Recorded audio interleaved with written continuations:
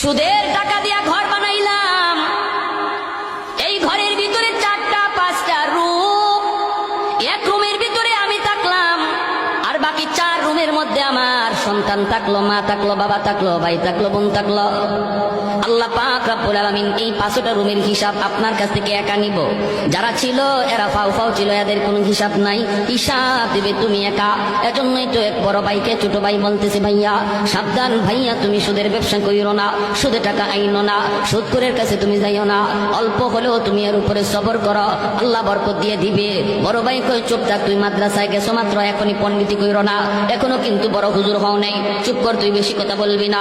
ছোট ভাই বলতেছে, ভাইয়া ও ভাইয়া তোমার হিসাব কিন্তু কেউ দিবে না, কেউ দিবে না, হিসাব শুধু তুমি একা একাই দেওয়া লাগবে।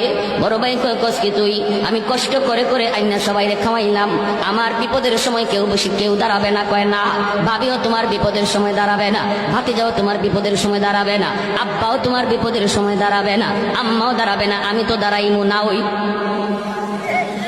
বড় ভাই কয় কস কি তুই, মাসের মাস তোরে বেতন দিই আমি? যত বেতন